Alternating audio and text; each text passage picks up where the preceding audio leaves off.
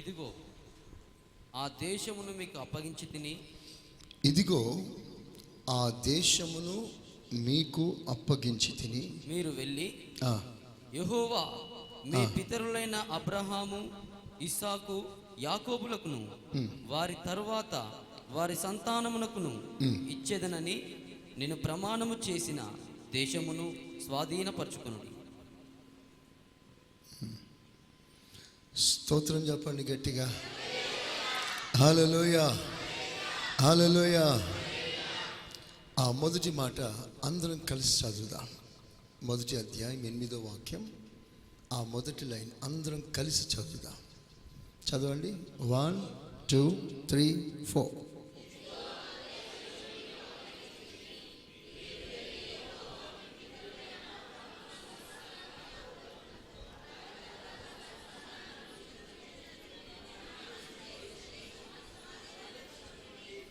ఆమేన్, హల్లెలూయా.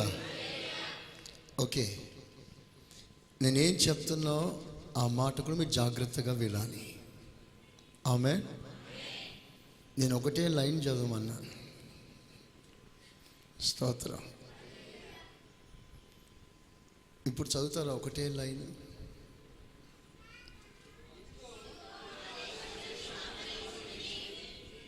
Very good. అంతే అంతే అంతే.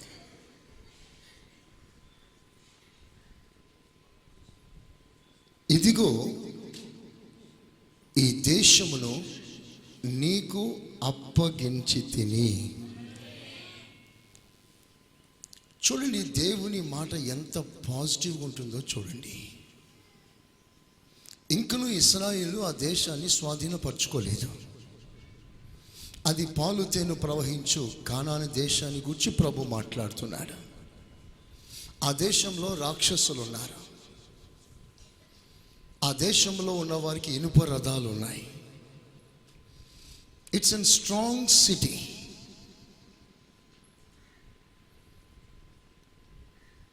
చాలా బలవంతులైన మనుషుల చేత నింపబడిన పట్టణం.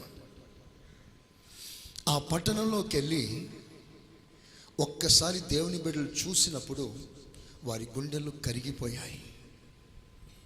కారణం ఏంటంటే వారు ఇశ్రాయేలుల స్ట్రక్చర్ మాదిరిగా వారి స్ట్రక్చర్ లేదు.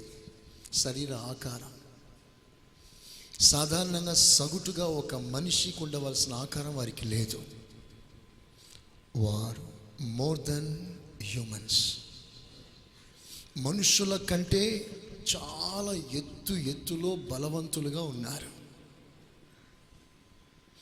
అలాంటి పట్టణమును గూర్చి కళ్ళెత్తి చూడడం కూడా కష్టమే. మనసులో ఆ పట్టణంలోనికి అడుగు పెట్టడమే కష్టం. మనసులో వాస్తవానికి ఆ దేశంలో అడుగు పెట్టడం తర్వాత సంగతి. మనసులో కూడా అడుగు పెట్టడం కష్టం. ఊహించుకోవటానికి కూడా కష్టం. Such a difficult task. కానీ ఇప్పుడు ప్రభు అంటాడు, ఆ దేశాన్ని నీకు ఇస్తున్నాను. స్తోత్రం. ఆ దేశాన్ని ఇవ్వాలనుకుంటున్నాను. స్తోత్రం. ఏమన్నాడమ్మా దేవుడు? ఆ దేశాన్ని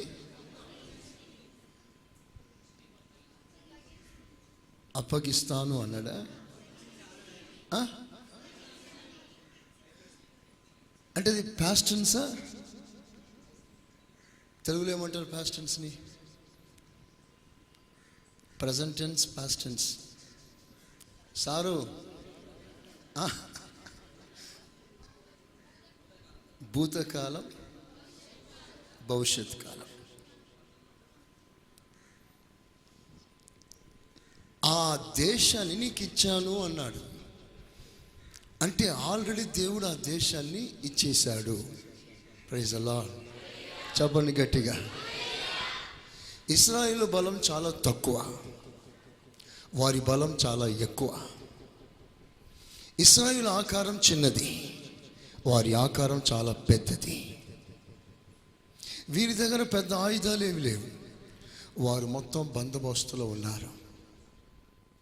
రాతపూర్వకమైన యుద్ధం చేస్తే వారెవ్వరు గెలవరు. కానీ దేవుడు అంటాడు, ఆ దేశాన్ని నీకు ఇచ్చేశాను అంటున్నాడు. అందుకే నేను ఈ సమయంలో మీకు చేతులెత్తి నేను ప్రార్థన చేయించిన మాట ఏమిటంటే, మా విశ్వాసాన్ని ప్రకాశింపచేయనైనా అని ప్రార్థన చేశాం. స్తోత్రం. Now listen. విశ్వాసంతో దేవుని మాటలు మీ హృదయంలో అంగీకరించండి. చెప్పండి గట్టిగా, చెప్పండి, అందరూ చెప్పండి ఆమేన్. ఈ రోజున ఈ గ్లోరియస్ మినిస్ట్రీకి ఒక వర్తమానం దేవుడిస్తున్నాడు.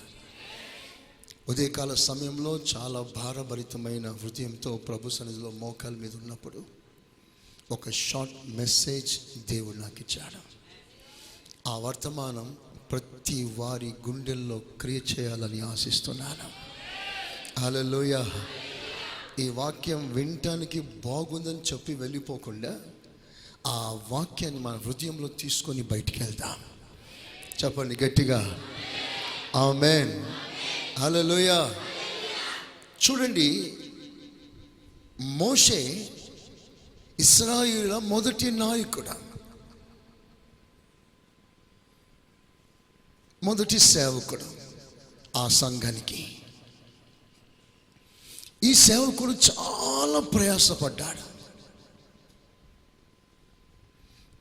చాలా భారభరితమైన సేవ చేశాడు. ఐగుప్తు దేశంలో ఇశ్రాయేలును విడిపించినది మొదలుకొని, విడిపించే విషయంలో పడిన ప్రయాసం మొదలుకొని, అరణ్యంలో నడిపిస్తున్న ఆ కాలం వరకు వారి కొరకు సిన్సియర్గా పనిచేసిన వాడు మోషే. బయటికి రప్పించాడు, కానీ విని ఎనగని సూచక్రియలు మహత్కార్యముల ద్వారా సేవని స్థిరపరిచాడు. దేవుడు వారి మధ్యలో ఉన్నాడని నిరూపించగలిగాడు. ఒక సవాలుతో కూడిన సేవ చేశాడు. ప్రపంచాన్ని గుప్పిట్లో పెట్టుకున్న ఒక నియంత, గ్రేట్ డిక్టేటర్ ఫరో. అతడు నోరారా చెప్పిన మాట ఏమిటంటే, ఇశ్రాయేలుని పొరపాటున పంపించేది లేదు, ఖండితంగా చెప్పేశాడు. పంపించయ్యా అని అడిగితే శ్రమలు ఎక్కువైపోతున్నాయి, బాధలు ఎక్కువైపోతున్నాయి, పంపించవలసిన బదులుగా భారం ఎక్కువ పెట్టేస్తున్నాడు. ఇది పొజిషన్. అలాంటి కఠినమైన ఒక నియంత మనస్సు కూడా దేవుడు మార్చాడు. చపలు కొట్టు గట్టిగా హల్లెలూయా. పంపను అన్న చక్రవర్తియే వారిని సాగనంపాడు వెండి బంగారాలతో. స్తోత్ర. అంత అద్భుతమైన సేవ. కానీ మోషే ఇశ్రాయేలుని కానాను చేర్చలేకపోయాడు. ఇప్పుడు ఇశ్రాయేలు ఐగుప్తు దేశాన్ని విడిచిపెట్టారు. ఎక్కడికి వెళ్తున్నారు? మా కొరకు దేవుడు ఒక రాజ్యాన్ని సిద్ధపరచాడట. నువ్వు చూసావా? చూడలే. ఎప్పుడైనా విన్నావా? వినలే. జస్ట్ ఒక సేవకుడు వారికి బోధించాడు. ఈ ఒక్క సేవకుని మాట 30 లక్షల మందిలో ప్రభావం చూపించింది. 30 lakhs. ఒక్క సేవకుని మాట మీద 30 లక్షల మంది ఆధారపడ్డారు. ఆ 30 లక్షల మందికి కానాన్ అంటే ఏమిటో తెలియదు, కానాన్ ఎక్కడుందో తెలియదు, కానాన్ పరిస్థితి ఏమిటో తెలియదు, కానాన్లో వాతావరణం ఏమిటో తెలియదు, కానాన్లో నివసిస్తున్న మనుషులు ఎట్టివారో తెలియదు, ఆ కానాన్ యొక్క ప్రయాణం ఎంత కాలమో ఎంత దూరమో తెలియదు. ఏమీ తెలియకుండానే దేవుడు నాతో మాట్లాడాడు.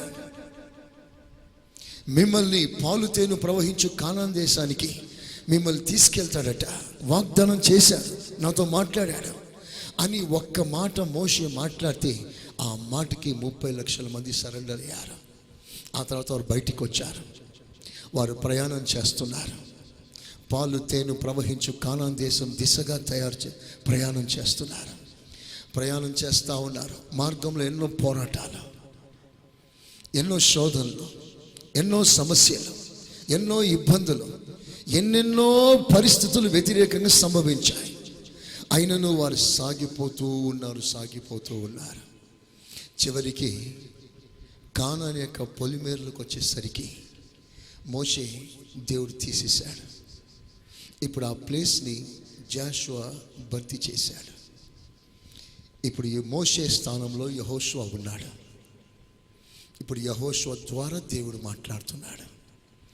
ఏమని మాట్లాడుతున్నాడంటే, ఇశ్రాయేలులారా, ఈ 40 సంవత్సరాలు ఏ దేశము కొరకు మీరు ప్రయాణం చేస్తున్నారో, ఈ 40 సంవత్సరాలు అరణ్యములో ఏ దేశంలో అడుగు పెట్టాలని ఇన్ని ఇబ్బందుల మేరకు మీరు ప్రయాణం చేస్తున్నారో, ఆ దేశం యొక్క పొలిమేర్లకు మనం వచ్చేసి ఉన్నాము. Praise the lord. చాలా దూరం లేదు, ఇప్పుడు మన కనుచూపు మేరకి ఆ దేశం ఉంది. మన కంటికి కనబడు దూరంలో ఉంది.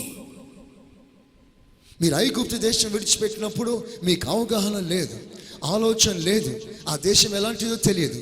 బట్ ఇప్పుడు ఆ కానాన్ యొక్క పొలిమేరలకు మనం వచ్చేసాం.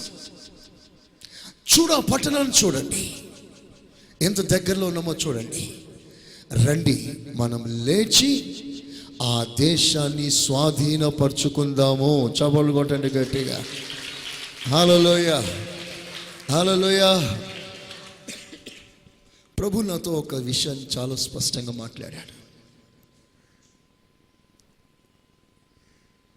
సేవ ప్రారంభం నుండి మన ప్రార్థన అంశాలు వేరుగా ఉండేది. అందరూ ప్రార్థన చేసినట్లుగా మనం ప్రారంభించే ప్రార్థన చేయలేదు. ఆ ప్రార్థన మీకు నేర్పలేదు. అందరి ప్రార్థన ఒక ప్రత్యేకమైన ప్రార్థన మీదనే మీకు పునాది వేశాను. మనము దేశంలో ఉజ్జీవం కొరకు, మన పట్టణాల్లో ఉజ్జీవం కొరకు, మన పట్టణమంతా రక్షణ పొందాలని, దేవుని మందిరానికి దేవుని ప్రజలు నది ప్రవాహం వలె మందిరంలోనికి రావాలని, ఇలాంటి ఉజ్జీవం మన మధ్యలో జరగాలని కొన్ని సంవత్సరాల నుండి మనం ప్రార్థన చేస్తూనే ఉన్నాం. స్తోత్రం, హల్లెలూయా. ఈ ప్రార్థన మనం ప్రారంభించినప్పుడు మొదటిసారిగా 1990వ సంవత్సరం మొట్టమొదటిగా మేరకు ఇక్కడ అడుగుపెట్టింది. వెంటనే మనం లేని ఇక్కడికి వచ్చాను. ఆ 91వ సంవత్సరంలో సేవ ప్రారంభించిన. ఇక రావటానికి ఒక కుటుంబం ఆధారం, సింగిల్ ఫ్యామిలీ, తర్వాత ఇంకో కుటుంబం, తర్వాత ఒక కుటుంబం. ఒక కుటుంబాన్ని బేస్ చేసుకొని ఇక్కడికి వచ్చాం. ఆ కుటుంబంలో ప్రేయర్ మీటింగ్ పెట్టాం. అప్పుడు జనసంఖ్య ఒక ఫ్యామిలీ, తర్వాత 2 ఫ్యామిలీలు, తర్వాత 3 ఫ్యామిలీలు. సో వారి మధ్యలో సేవ ఆరంభమైంది. ఆ విషయం మీకు అందరికీ తెలుసు. అప్పుడు మన లెక్క ఎంత అంటే 5 మంది, 6 మంది, 7 మంది. కానీ ఈ రోజున దేవుని మహాకృప వలన ఈ గ్లోరియస్ మినిస్ట్రీస్ బ్యానర్లో కొన్ని వేల మంది ప్రభుని ఆరాధిస్తున్నారు. స్తోత్రం చెప్తారా గట్టిగా? హల్లెలూయా. ఇంచుమించు ఆంధ్ర రాష్ట్రం, మిగతా రాష్ట్రాల్లో ఒక 45 బ్రాంచులు మన మినిస్ట్రీ బ్యానర్లో సేవ జరుగుతుంది. స్తోత్రం. ఇంచుమించు ఒక 160-170 మంది ఈ మినిస్ట్రీలో సేవలో పని చేస్తున్నారు. More than 160 to 170. నేను చెప్పదలుచుకున్న ఒక అద్భుతమైన విషయం ఏంటంటే, మనం ఇంతకాలం ఎదురు చూస్తున్న ఆ దర్శనం, ఆ ఉజ్జీవం ప్రభు చెప్పకే చెప్తున్నాడు, కను చూపు మేరకు మనం అడుగు పెట్టేశాము. స్తోత్ర. అందరూ నమ్మి దేవునికి స్తోత్రం చెప్దామా? విశ్వాసంతో ప్రభుని స్తుతిద్దామా? హల్లెలూయా. హల్లెలూయా. ప్రారంభం నుండి ఒకే సంఘం ఉన్న రోజుల్లో నుండి ఏ బ్రాంచ్ లేని కాలంలోని విస్తారమైన దర్శనముతో దూరపు చూపుతో మన సేవ బహు దూరంగా వ్యాపించిన సంగతిని చూస్తూ ప్రసంగిస్తూ సేవని స్థిరపరుస్తూ ఈ సేవను ముందుకు తీసుకెళ్ళాడు. అప్పుడు మనం ఎక్కడో చూసాం ఈ కార్యాన్ని. ఇవన్నీ మనం అప్పుడు చూడలేదు. ఎక్కడో కలలో దర్శనంలో అలాగూ మచ్చుకి చూసాము. కానీ ఇప్పుడు అవన్నీ కూడా మన కళ్ళలో చూచున్నట్లుగా వాటిని నెరవేర్చాడు. స్తోత్రం. ఆనాడు ఆ ఇశ్రాయేలుతో అంటాడు దేవుడు, ఇదిగో మీరు ఈ కానాను కొరకు మీరు ప్రయాణం చేశారే, ఏ కానాను మీరు చూడలేదో, ఏ కానాను గురించి మీకు మచ్చుకైనా తెలియదో ఆ కానాను పొలిమేర్లకు మీరు అడుగు పెట్టేశారు. ఇంకా కొద్ది రోజుల్లో ఆ దేశాన్ని మీరు స్వతంత్రించుకుంటారు. స్తోత్రం. మన ఎజెండా మనం 10 మందితో ఆరాధన చేసుకోవడం కాదు. మన ఆలోచన ఈ చిన్న మందిరం నిండుగా ఆత్మలు వస్తే అంతే చాలు అనుకునే సేవ కాదు ఇది. స్తోత్రం చెప్పండి గట్టిగా. హల్లెలూయా. ఆకలితో ఉన్న ఎంతమంది ఆత్మలైన దేవుని సన్నిధిలో నడిపించడానికి సిద్ధంగా ఉన్నాం. దాని కొరకు ఒక ప్రణాళికను మీ ముందు ఉంచడానికి దేవుడు ఇష్టపడుతున్నాడు. స్తోత్రం. హల్లెలూయా. లేచి దేశాన్ని స్వాధీనపరచుకో. అదేంటి ప్రభా, ఆ దేశం బలమైన దేశం, బలవంతులు ఉన్నారు. బలవంతులు కాదు, రాక్షసులు ఉన్నారు, దయ్యాలు ఉన్నాయి అక్కడ. లిటరల్గా దయ్యాలు ఉన్నాయి. రాక్షసుల సంతానం అక్కడ ఉంది. వారు దెబ్బ కొడితే సచ్చే రకం కాదు వాళ్ళు. అలాంటి దేశాన్ని స్వాధీనపరచుకోమంటున్నావు ఏంటి ప్రభా అని అడిగితే దేవుడు చాలా స్పష్టంగా మాట్లాడుతున్నాడు. బిడ్డ, ఆ దేశం నేను ఆల్రెడీ నీకు ఇచ్చేశాను. స్తోత్రం. హల్లెలూయా. ఒకవేళ ఈ మాట, ఈ వాగ్దానం, ఈ ప్రాఫిటికల్ వర్డ్ మనమందరం మన హృదయంలో అంగీకరించగలిగితే నీ ప్రాంతం, నీ వీధి, నీ చుట్టూ ఉన్న క్వార్టర్స్, నీ బంధువులు, నీ స్నేహితులు, ఎవరి మధ్యలో నువ్వు ఎక్కువ మూవ్ అవుతున్నావో వారందరినీ దేవుడు నీకు ఇవ్వగలడు. చప్పట్లతో ప్రభుని స్తుతిస్తా. హల్లెలూయా. చెప్పండి గట్టిగా, హల్లెలూయా. అయితే ఒక విషయం, ఆ పట్టణంలో అడుగు పెట్టక మునుపు, ఆ పట్టణాన్ని, ఆ దేశాన్ని స్వాధీనపరచుకోవటానికి ముందుగా దేవుడు వేసిన ప్రణాళిక 2.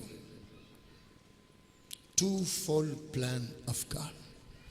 ఒకటి, ఆ పట్టణాన్ని, ఆ దేశాన్ని వేగు చూడండి. Go and spy that country. ఆ దేశం ఎలాంటిది, ఆ దేశం ఎక్కడ బలహీనంగా ఉంది, ఆ దేశాన్ని ఎలా ఎదుర్కోవాలి, ఆ దేశాన్ని ఎలా స్వాధీనపరచుకోవాలి, ఆ దేశ పరిస్థితులు ఏమిటి, ఆ దేశాన్ని కైవసం చేసుకోగలిగిన ఎజెండా ఏమిటి అని ఒక ఆలోచన దేవుడు యెహోషువకి ఇచ్చాడు. అప్పుడు యెహోషువ ఏం చేస్తున్నాడంటే, మోషే ఏం చేశాడంటే గుడచారులను పంపించాడు. స్పైస్, గుడచారులు పంపించి ఆ ప్రాంతమంతా సర్వే చేశారు. హోల్ ల్యాండ్, మనం ఎక్కడ దిగాలి, ఎక్కడ దాడి చేయాలి, ఏ మార్గం గుండా, ఏ పట్టణం గుండా సామాన్లు ఎక్కడ పెట్టాలి, ఎక్కడ ఎలా అప్రోచ్ అవ్వాలి, మొత్తం డీటెయిల్గా స్టడీ చేసి వచ్చారు. ఇప్పుడు నేను మీతో చెప్తున్నాను, మీ ప్రాంతాన్ని మీరు కైవసం చేయటానికి ముందు మనం స్టడీ చేయాలి. ప్రభు ఒక మంచి ఆలోచన మనకిచ్చాడు. స్తోత్రం చెప్పండి గట్టిగా, చెప్పండి గట్టిగా. నువ్వు ఒక టీచర్ అయితే ఈ ప్రాంతంలో ఎన్ని స్కూళ్ళు ఉన్నాయి, ఎంతమంది టీచర్స్ ఉన్నారు, ఆ టీచర్స్ని ఒక లిస్టులో రాసుకొని నువ్వు ప్రార్థన ప్రారంభించాలి. నువ్వు ఒక నర్స్ అయితే, నువ్వు ఒక మెడికల్ డిపార్ట్మెంట్ అయితే, నువ్వు ఒక ఆఫీసర్ అయితే, నీ ఆఫీసులో నీ ప్రాంతంలో ఎంతమంది ఉన్నారు, ఎంతమంది విరోధంగా క్రియ చేస్తున్నారు, ఎంతమంది ఆలోచనలు తప్పుడుగా ఉన్నాయి, ఒకసారి లిస్ట్ అవుట్ చేయాలి. ఎక్కువగా ఏ ప్రభావం ఆ ప్రాంతంలో క్రియ చేస్తుంది, నీ ప్రాంతంలో ఉన్న మనుషులు ఎట్టివారు, ఎలాంటి వారు, అవన్నిటినీ సేకరించి ప్రభు సన్నిధిలో కూర్చోవడం మొదలు పెట్టాలి. స్తోత్రం చెప్పండి గట్టిగా. హల్లెలూయా, హల్లెలూయా. ఆ తర్వాత ఒక టీం మనం ఫామ్ చేయాలి. ఇన్ ఎవ్రీ ఒక్కొక్క ప్లేస్లో మీరు ఒక క్వార్టర్స్లో ఒక లైన్లో ఒక 3 విశ్వాస కుటుంబాలు ఉన్నారా, ఆ 3 కుటుంబాలు ఏకం కావాలి, యునైట్ అయిపోవాలి. ఒక్క చోట కనీసం వారానికి ఒక్కరోజు నియమించుకోండి. వారంలో ఒకరోజు సంఘ ప్రార్థన కాదది, పాస్టర్ అక్కడికి రాడు, మీరే ఏ ప్రాంతానైతే మీరు సర్వే చేశారో ఆ ప్రాంతంలో ఉన్న విశ్వాసులు ఒక్క చోట కూడి ప్రార్థన మొదలు పెట్టాలి. దేవుని ప్రణాళిక రెండవది ఏంటో తెలుసా? మనుషులను ఏర్పరచుకోండి. నా నిమిత్తం మనుషులు ఏర్పరచండి. ముందు వేగు చూడండి, నెక్స్ట్ మనుషుల్ని పంపి యుద్ధం చేయండి.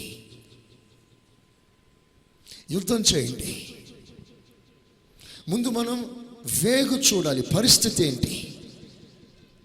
ఆత్మలు దేవుని సన్నిధికి రాకుండా వారిని బంధించి పెట్టిన బలహీనత ఎలాంటిది? నీ వీధిలో ఉన్న దేనికి దాసులుగా ఉన్నారు? వారెందుకు మంచి మాట అంగీకరించలేకపోతున్నారు? వారి కుటుంబాన్ని బట్ట, వారి చదువును బట్ట, వారికి ఉన్న స్థానాన్ని బట్ట సత్యం ఎందుకు అంగీకరించలేకపోతున్నారు? ఎందుకు వారు నీతి మార్గంలో మంచి మార్గంలో రాలేకపోతున్నారు? వారు దేనికి బానిసలైపోయారు?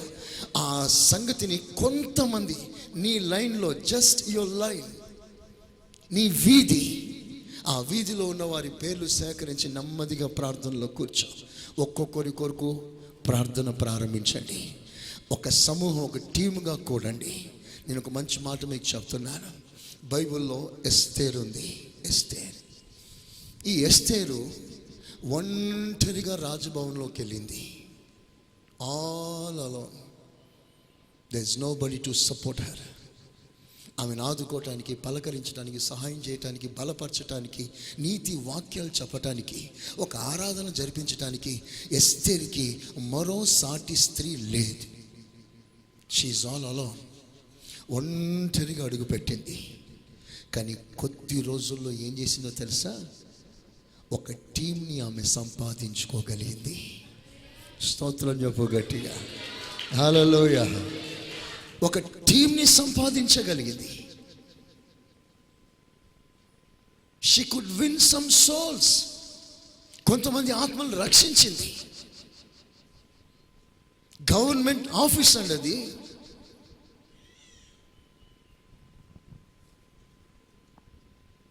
అసలు గవర్నమెంట్ అది. It's not just an government office, it's an government. ఆ గవర్నమెంట్లో ఈ ఎస్తేరు కొంతమంది ఆత్మలను రక్షించగలిగింది. రక్షించటం మాత్రమే కాదు, వారిని బలపరిచింది. వారిని బలపరచడం మాత్రమే కాదు, ఉపవాసాలతో ప్రార్థన చేయగలిగిన స్థాయిలో వారిని ఎదిగించింది. చప్పలు కొట్టండి గట్టిగా. హల్లెలూయా. నిజంగా బైబిల్లో ఆ మాట చూసినప్పుడు నాకు చాలా వండర్ అనిపించింది. చదువుతారా? ఎస్తేర్. అందరు తీయండి ఆ మాటని. ఎస్తేర్ 4వ అధ్యాయం 15వ వాక్యం. అప్పుడు ఎస్తేరు మొర్దెకైతో మరలా ఇట్లనెను, నీవు పోయి షూషనునందు కనబడిన యూదులందరినీ సమాజ మందిరమునకు సమకూర్చి నా నిమిత్తం ఉపవాసం ఉండి 3 దినములు అన్నపానములు చేయకుండుడి. నేనును నా పనికెత్తలను కూడా అదిగో నా పనికత్తులు కూడా ఉపవాసం. అందరూ మాట చెప్పండి. చెప్పండి గట్టిగా. ఎక్కడి నుంచి వచ్చారు ఈ పనికెత్తలు? అక్కడ వాళ్ళే. కానీ ఈ పనికెత్తలు ఇప్పుడు ఏం చేస్తారట? ఉపవాసం ఉండి ప్రవేశించుట ప్రార్థన చేస్తారు. ఇప్పుడు ఎస్తేరు పనికెత్తులు ఏ స్థాయిలో ఉన్నారంటే ఉపవాస ప్రార్థన చేసే స్థాయిలో ఎదిగిపోయారు. స్తోత్ర, హల్లెలూయా. ఎస్తేరు మౌనంగా ఉండలేకపోయింది. ఆ రాజభవనంలో కొందరిని ప్రభావితం చేసింది. నువ్వు ఆటో డ్రైవర్ అయితే, డ్రైవర్గా సాధారణంగా లోకంలో సగటు డ్రైవర్స్కి లేనిపోని అలవాట్లు ఉంటాయి. వారిలో నువ్వు అవుట్ స్టాండింగ్గా ఉండాలి, ప్రత్యేకంగా ఉండాలి. నువ్వు విడిగా యేసు ప్రభు రక్షకుని చెప్పనక్కర్లేదు. నీ ప్రవర్తనను చూసి నువ్వు నిజంగా దేవుని బిడ్డవు అని వాళ్ళు సాక్ష్యం చెప్పగలగాలి. అదే నీ బ్రతుకు మూలంగా నువ్వు స్వార్థ ప్రకటిస్తున్నా. లేచి మన ప్రాంతాలను కైవసం చేసుకునే సమయం దగ్గర పడింది. స్తోత్ర, హల్లెలూయా. మన రామగుండం కాన్స్టిట్యుయెన్సీలో 50 డివిజన్స్ ఉన్నాయి, 50 డివిజన్స్. ఈ 50 డివిజన్ రామగుండం కాన్స్టిట్యుయెన్సీని 50 భాగాలుగా విడదీశారు. ఇందులో ప్రజలు ఇంచుమించు 3 లక్షల మంది ఉంటారు, 3 lakhs. ఇప్పుడు 50 డివిజన్లో 50 కార్పొరేటర్స్. వాళ్ళ పేర్లేంటి? కార్పొరేటరేనా? కార్పొరేటర్. ఒక్కొక్క డివిజన్కి ఒక కార్పొరేటర్ హెడ్గా ఉంటాడు. సో వాళ్ళ అండర్లో ఒక డివిజన్ ఉంటుంది.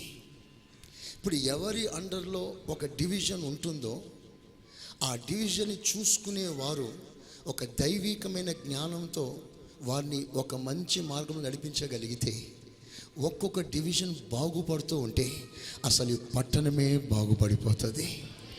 అప్పుడు నేను చెప్తున్నాను ధైర్యంగా, ఈ రామగుండం కాన్స్టిట్యుయెన్సీలో నేరాలు ఘోరాలు ఉండవు, కత్తిపోట్లు ఉండవు, పోలీస్ స్టేషన్లో పోలీసు వాళ్ళకి ఎక్కువ పని ఉండదు. స్తోత్రం చెప్పండి గట్టిగా. అసలు పోలీస్ స్టేషన్లో కేసులే నమోదు కాదు. స్తోత్రం, హల్లెలూయా. అరే క్యా హో గయా ఏ లోగో, కోయి నయా రే. స్తోత్రం. ఎందుకు వస్తారు? వారిని నడిపించే ఒక కార్పొరేటర్ ఒక మంచి మనసు కలిగి ఉంటే ఆ పట్టణమంతా కూడా నీతి న్యాయముల మార్గంలో నడిచిపోతుంది. స్తోత్రం. నేను అంటున్నాను, మీరు దైవికంగా దేవుని బిడ్డ ఎవరో ఆలోచన చేయండి. మీ ఓట్లు అమ్ముకోవద్దు. డబ్బు కొరికి, బిర్యానీ పొట్లాల కొరకు, వాళ్ళు ఇస్తున్న ఆశలకి ఎవ్వరు కూడా మన ఓట్లు అమ్ముకోవద్దు. ఎవరు న్యాయంగా పరిపాలిస్తున్న ప్రార్థనలో కనిపెట్టండి. నేను ఒకరిని సపోర్ట్ చేయట్లేదు, ఐఎమ్ న్యూట్రల్. ఒక దైవ సేవకుని నేను కోరుతుంది ఏమిటంటే మన ప్రాంతాలన్నీ కూడా చక్కగా నీతి న్యాయముతో నడిపించగలిగిన ఒక సమర్థవంతమైన నాయకుల కొరకు మనం ప్రార్థన చేద్దాం. స్తోత్రం, హల్లెలూయా. అతడు క్రైస్తవుడే ఉండాలని కాదు, అలాగూ నేను కోరట్లేదు. కానీ దేవుని భయం కలిగి అతడు ఉండాలి. అలాంటి వారిని మనం ఎంకరేజ్ చేయాలి. స్తోత్రం చెప్పండి గట్టిగా. హల్లెలూయా, హల్లెలూయా. కనుక ఒక అద్భుతమైన సందర్భంలోకి మనం వచ్చాం. దేవుడు అంట, లేచి ఆ పట్టణమును స్వాధీనపరచుకోండి. Go and capture that country. ఒక దేశాన్ని దేవుడు మనకి ఇస్తాడన్నాడండి. దేశాన్ని ఇస్తానని చెప్పి దేవుడు ఈ చిన్న చిన్న పట్టణాలు మనకి ఇవ్వడా? ఎంతోమంది దేవుని బిడ్డలు దేవుని మందిరానికి వచ్చేస్తే ఈ మందిరమే పెద్ద ఓట్ బ్యాంక్గా మారిపోతుంది. అప్పుడు తప్పకుండా మన మాట కూడా ప్రజలు వింటారు. స్తోత్రం, హల్లెలూయా. మీకు తెలుసా, సౌత్ కొరియా అనే ప్రాంతంలో ఆ దేశంలో ఉన్న జనాభా అంతట్లో కూడా 75% దేవుని మందిరానికి వచ్చే దేవుని బిడ్డలే అట. మీకు అర్థం కాలే? అర్థమైతే వేరుగా ఉండేది అది. స్తోత్రం. ఇప్పుడు మన గోదావరి కనిలో నేను అంటున్నాను, ఇంచుమించు 3 లక్షలు 3 లక్షలు కూడా లేరు, ఇంచుమించు 3 లక్షలు. 1,20,000 పురుషులట, 1,70,000 చిల్లర స్త్రీలట. ఓకే, ఆ లెక్క అప్పుడు మనకు కరెక్ట్ అని చెప్పట్లేదు, కానీ లెక్క ఎలాగైనా 3 lakhs అనుకోండి. 3 lakhs రామగుండం కాన్స్టిట్యుయెన్సీ పాపులేషన్ అనుకోండి. ఆ 3 lakhsలో ఇంచుమించు 2,50,000 దేవుని మందిరాల్లో దేవుని బిడ్డలు ఆరాధన చేసేవారైతే ఎలా ఉంటుందో ఒకసారి. ఎందుకు సందేహం? కోటు డబ్బులు గట్టిగా నేను అనుకుంటున్నప్పుడు అసలు రామగుండమే పరలోకంగా మారిపోతుంది. హల్లెలూయా. ఇక రామగుండంలో కళ్ళు కాంపౌండ్లు ఉంటాయా? రామగుండంలో సినిమా థియేటర్లు ఉంటాయా? రామగుండంలో పోలీస్ స్టేషన్లో పనులేమని ఎక్కువగా ఉంటాయా? నువ్వు చూడగలవా ఆ స్థితిని ఒక్కసారి కళ్ళ ముందు? ఇది అసాధ్యం, ఇది కష్టం, ఇది ఊహించడానికి కూడా కష్టం. కానీ ప్రభు వాగ్దానం చేయగలిగితే, ఆ వాగ్దానం పొందగలిగితే దీనిని ఎవ్వరూ ఆపలేరు. స్తోత్రం, హల్లెలూయా. అసలు దేశాన్ని బాగుండాలని కోరేది ఎవరండి? ఒక క్రైస్తవుడు తప్ప. రాజకీయ నాయకులు దేశానికి ఏం మేలు చేయగలుగుతారు?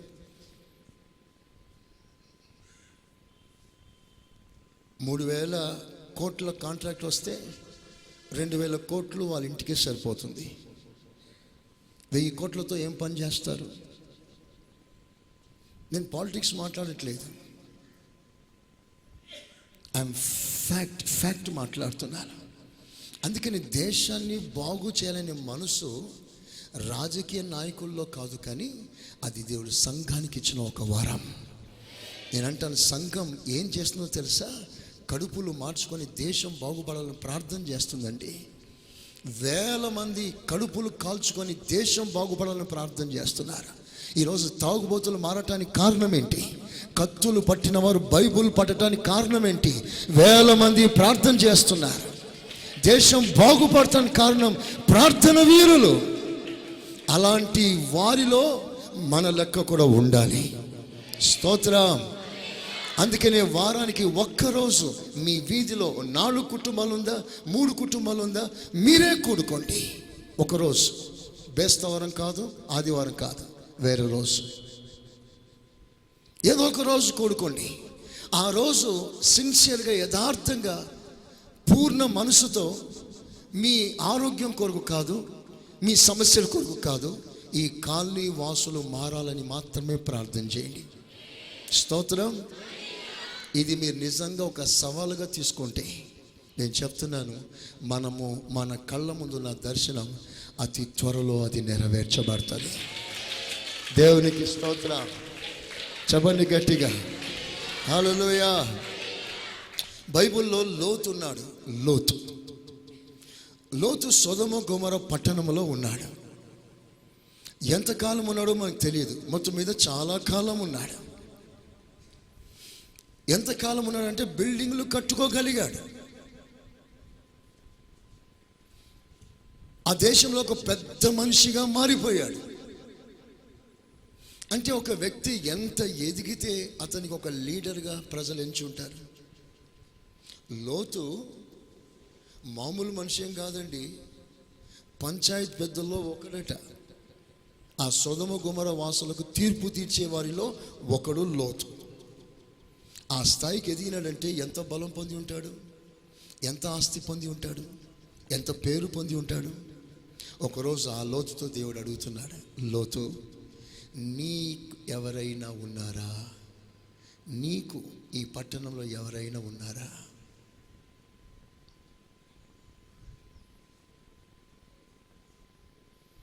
It's a big question. లోతు, ఈ సొదొమ గొమొర పట్టణంలో, పాపంతో నిండిన పట్టణంలో 30 సంవత్సరాలు ఉన్నవి, 20 సంవత్సరాలు ఉన్నవి. ఈ 20-30 సంవత్సరాల్లో ఏ ఒక్క మనిషినైనా మంచి మార్గంలో నడిపించావా? మంచి బోధించావా? నీ ప్రవర్తనను బట్టి ఒక్కడైనా బ్రతుకును విరక్తి చెంది మంచి మనసును అనుభవించుటకు మార్పు నొందాడా అని దేవుడు అడుగుతున్నాడా? అందుకు లోతు అంటాడు, నో, ఒక్కడు లేడు. 20 సంవత్సరాలు, 30 సంవత్సరాలు, 35 సంవత్సరాలు, ఎంతకాలంలో తెలియదు, కానీ ఒక్కడు లేడు లోతుకి. ఒక్కడు లేడు. డబ్బు సంపాదించాడు, బహుశా పెద్ద వ్యాపారం చేశాడమ్మా. ఆ రోజుల్లో సొదొమ గొమొర పెద్ద వ్యాపార వాణిజ్య కేంద్రం, అది పెద్ద వ్యాపారం చేశాడమ్మా. ఆస్తి సంపాదించాడు, బిల్డింగ్లు కట్టాడు, పేరు సంపాదించాడు, కానీ ఒక్క మనిషిని ప్రభావితం చేయలేకపోయాడు. నాకెవ్వరు లేరు ప్రభా ఈ పట్టణంలో, నా ఫ్యామిలీ తప్ప. ఒకవేళ ఆ దేవుడి నిన్ను అడిగితే, నువ్వు రక్షణ పొందిన నీకెవరైనా ఉన్నారా? నేను ప్రార్థన చేసి సువార్త చెప్పి కన్న ఆత్మ, ఇదిగో పాస్టర్ గారు, ఇదిగో ప్రభా అని చూపించగలిగిన నీ పేరులో, నీ అకౌంట్లో ఒక్క ఆత్మ అయినా ఉందా? ఆలోచించాల్సిన విషయం. యాకోబు 20 సంవత్సరాలు ఉన్నాడండి లాబాను ఇంట్లో. 20 years, 20 సంవత్సరాలు ఉన్నాడు నిజమే. ఆ 20 సంవత్సరాలు యాకోబు బ్రతుకు చీకటి. కనీసం తన మామ, తన ఇంటి వారి మనసు కూడా మార్చలేకపోయాడు. జీవం గల దేవుడు ఒకడు ఉన్నాడు, ఆయనే సత్యవంతుడు అన్న విషయము కూడా వారికి తెలియదు. మరి ఏం చేశాడు 20 సంవత్సరాలు ఒక దేవుని బిడ్డ? సత్యం తెలిసిన నీవు, నిజమైన దేవుడు సత్యం ఏమిటో తెలిసిన నీవు, ఆ సత్యాన్ని గౌరవం కొరకు, ఆస్తి కొరకు, స్థానాల కొరకు కప్పి పెట్టేస్తున్నావేమో. మనకెందుకు వచ్చింది అనుకుంటున్నావేమో. రేపు నువ్వు కళ్ళు మూస్తే, నువ్వు దేవుని సన్నిధిలో నిలబడవలసిన సమయం ఒక రోజు వచ్చినప్పుడు, తీర్పు తీర్చవలసిన సమయం వచ్చినప్పుడు, ప్రభుని అడిగినప్పుడు నువ్వు ఏమిస్తావు సమాధానం? మేలు ఏమిటో తెలిసి దానిని చెయ్యకపోవడమే పాపం.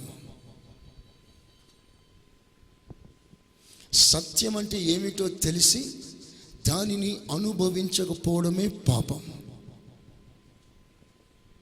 ప్రజలు అమాయకంగా ఉన్నారండి. అమాయకత్వమైన విషయాల్లో వైరాగ్యంగా ఉన్నారండి.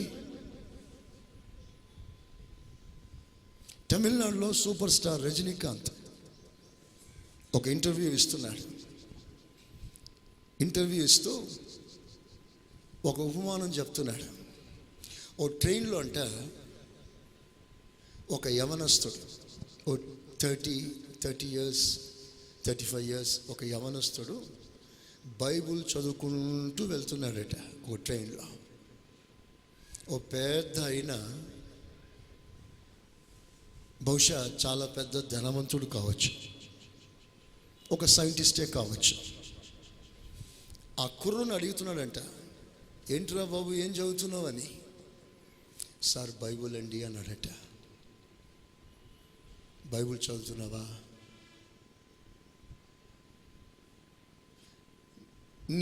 నీ ఉద్యోగం ఏంటి, నీ వృత్తి ఏంటి అని అడిగాడట. అతడు దీనంగా నేను సైంటిస్ట్ అండి అన్నాడట. వీడికి చాలా కోపం వచ్చేసింది. సైంటిఫిక్ యుగంలో ఈ బైబుల్ ఏంటి, దేవుడేంటి, ఇలాంటి సత్యాలు ఏంటయ్యా నువ్వు పనికి మనలో పనిచేస్తున్నావు? అసలు బుద్ధి ఉందా నీకు? ఈ సైంటిఫిక్ యుగంలో బైబుల్ చదువుకుంటూ భక్తి పేరులో నువ్వు మోసపరుచుకుంటున్నావు. మూసేయ, బైబుల్ మూసేసాయి అని పెద్దగా ఒక చిన్న క్లాస్ ఇచ్చేశాడు. మౌనంగా ఉన్నాడు. ఈ వృద్ధుడు, పెద్దోడు, తిట్టినోడు విజిటింగ్ కార్డు ఇచ్చి, నీకు ఏమైనా టైం ఉంటే నా దగ్గరికి రా, కొన్ని విషయాలు చెప్తానని విజిటింగ్ కార్డు ఇచ్చాడట. సరే సార్ అని తీసుకున్నాడట. తర్వాత వెళ్తున్నప్పుడు, ఆగు, నేను నీకు పరిచయం చేశాను, నువ్వు నాకు పరిచయం చేయవా అన్నాడట.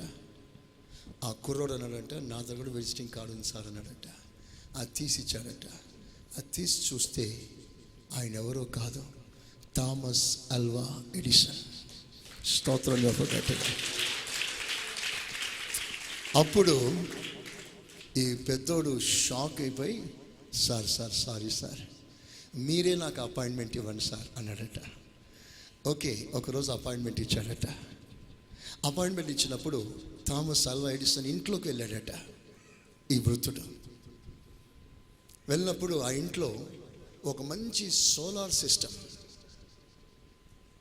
విశ్వాన్ని చిత్రీకరిస్తూ దాన్ని ఒరిజినల్గా బాల్స్గా దాన్ని చక్కగా వేలాడు తీస్తూ ఒక మంచి సోలార్ సిస్టమ్ సీని క్రియేట్ చేసి అలా అమర్చాడు. దానికి మంచి లైటింగ్ అంతా ఇచ్చాడట. దాన్ని చూసి చాలా ఆశ్చర్యపోయాడట.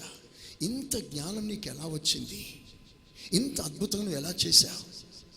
ఎప్పుడు చేశావు? ఎంతకాలం పట్టింది అంటే, ఈ థామస్ అల్వా ఎడిసన్ అంటాడంట, ఊరుకోండి సార్, నేను చేయడం ఏంటి, ఒకసారి తలుపు తీస్తే సడన్లో అవన్నీ అలా పుట్టుకొచ్చేసాయి అన్నాడట. నాయన,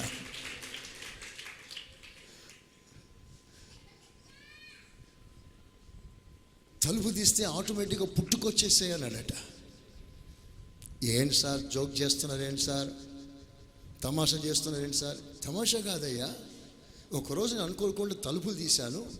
తలుపు తీసి చూసేసరికి అలాగ గాలి మాదిరిగా వచ్చింది. వెంటనే అలాగ వచ్చేసింది. ఇది సూర్యుడు, చంద్రుడు, ఇది 9 ప్లానెట్స్, ఇవన్నీ అలాగలా వచ్చేసింది అన్నాడట. ఊరుకోండి సార్, మీరు బాగా మాట్లాడతారు, మీరు చేయకపోతే అది ఎట్లా వస్తుంది సార్ అన్నాడట. అప్పుడు సైంటిస్ట్ అంటున్నాడంట, థామస్ అల్వా ఎడిసన్, శాస్త్రజ్ఞులారా, మీరు చెప్పే థియరీ ఏంటి? ఓ పెద్ద విస్ఫోటన జరిగింది, ఆ విస్ఫోటనలో అన్నీ అలాగ వచ్చేసింది. దేవుడు లేడేం లేదు, అన్నీ ఆటోమేటిక్గా అలాగ బిగ్ బ్యాంగ్ థియరీ అంటారు దీన్ని. ఆటోమేటిక్గా అలా పెద్ద ప్రేలుడు సంభవించింది. ఆ తర్వాత విశ్వమంతా అలా సెటప్ అయిపోయింది, ఆటోమేటిక్. ఇది ప్రస్తుతం కూడా సైంటిఫిక్ బోధ ఇదే. అసలు సైంటిస్ట్ ఎవరు కూడా బైబుల్ నమ్మాడు. కానీ విచిత్రమైన సంగతి ఏంటంటే, అసలు సైన్స్ పుట్టిందే బైబుల్లో నుండి. స్తోత్రం చెప్పు గట్టిగా, హల్లెలూయా. కొన్ని వేల సంవత్సరాల క్రితం అసలు భూమిని గూర్చి ఏ కొంచెమైన అవగాహన లేని కాలంలోనే బైబుల్ గ్రంథం చెప్తుంది, దేవుడు శూన్యములో ఈ భూమిని వ్రేలాడదీశాడు అని రాస్తుంది. స్తోత్రం చెప్పండి గట్టిగా. అక్కడి నుండే సైన్స్ పుట్టింది. ఇంకా దానికి సంబంధించిన రిలేటెడ్ కార్యాలు ఎన్నో ఉన్నాయి బైబుల్లో. నా ప్రియమైన దేవుని బిడ్డలారా, ఇలాంటి ఒక అద్భుతమైన సత్యం, ఈ సత్యానికి మనల్ని దేవుడు సాక్షులుగా నిలబెట్టాడు. స్తోత్రం, హల్లెలూయా. దేవుడు అంటారు, కొందరిని పోగు చేయండి. చూడండి, నిర్గమకాండం 17వ అధ్యాయం, ఎక్సోడస్ 17:15. ఒక బలిపీఠమును కట్టి దానికి యెహోవా నిస్సి అని పేరు పెట్టి, అమాలేకీయులు తమ చేతిని యెహోవా సింహాసనమునకు విరోధముగా ఎత్తిరి గనుక యెహోవాకు అమాలేకీయులతో తరతరముల వరకు యుద్ధమనెను. 9వ వచనం చూడు, 9th verse. మోషే యెహోషువతో, మన కొరకు మనుషులను ఏర్పరిచి.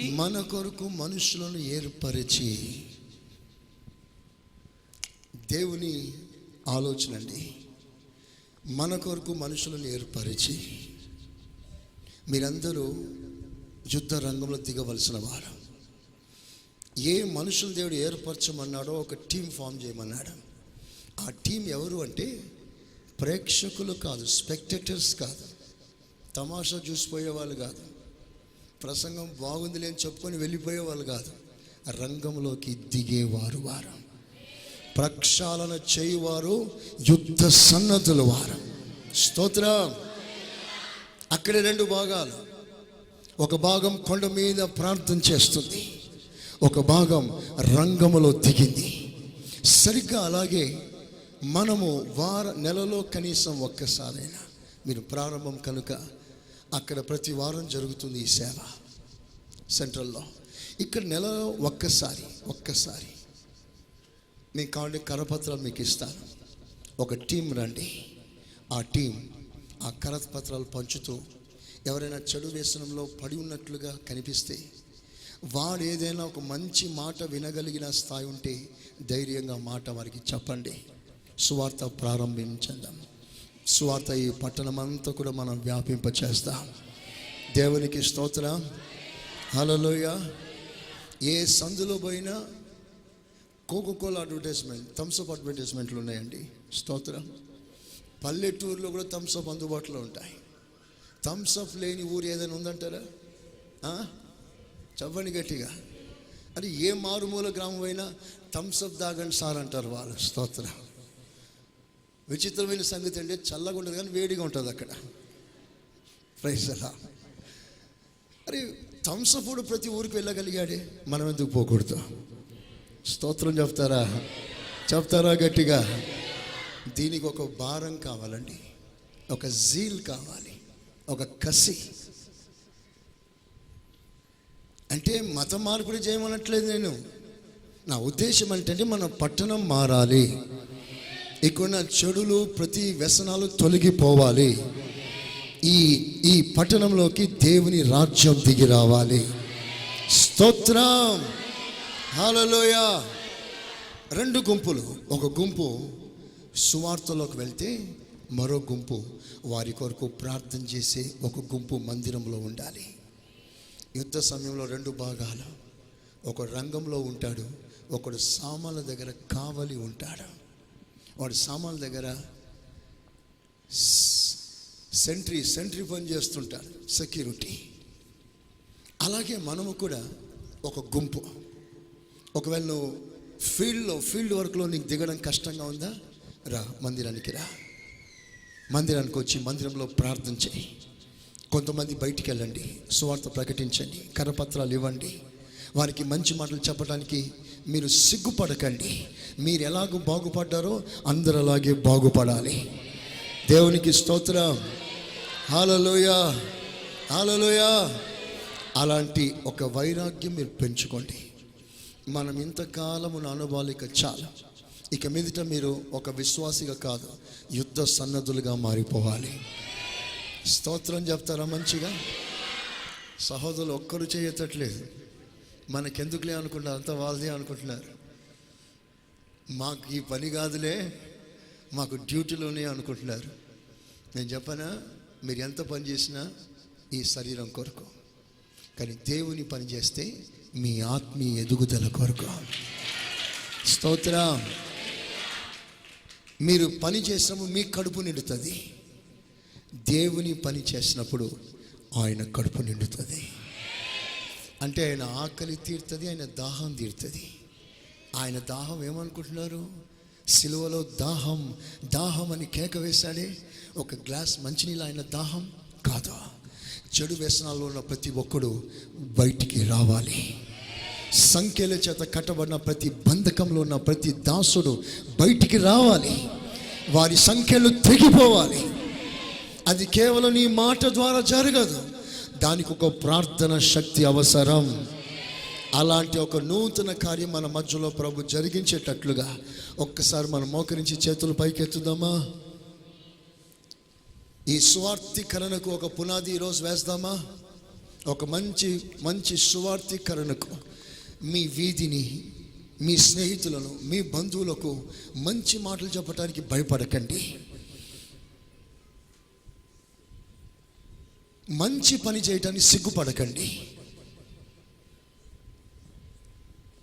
నీ ఏరియాను సంపాదించుకోవాలి, నీ రిలేటివ్స్ను సంపాదించుకోవాలి, నీ ఫ్రెండ్స్ను సంపాదించుకోవాలి, నీ ప్రాంతాన్ని నువ్వు సంపాదించుకోవాలి.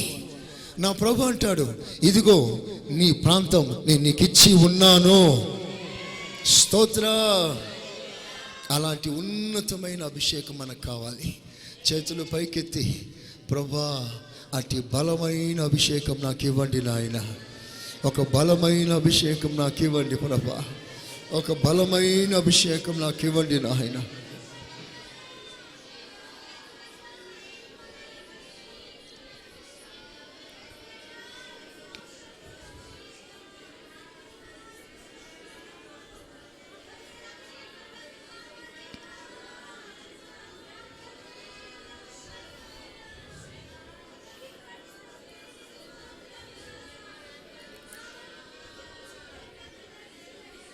ఆమేన్.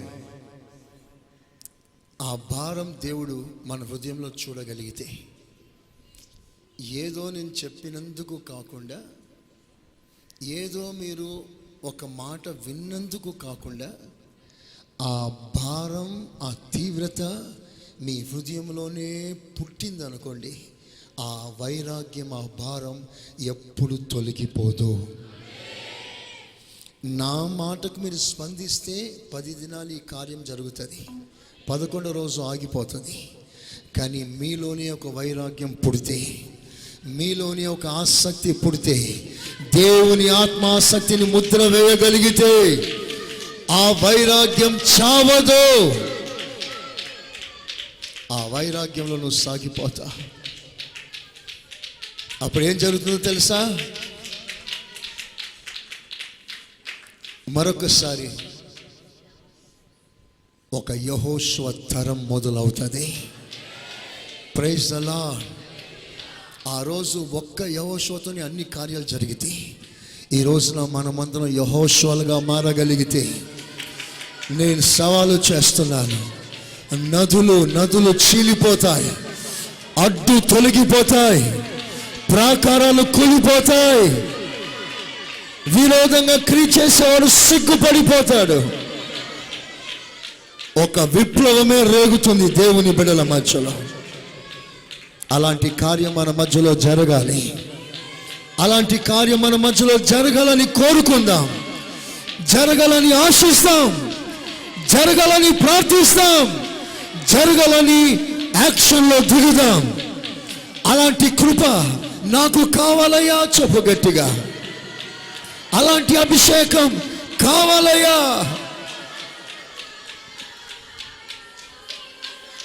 Thank you Jesus. ఇదే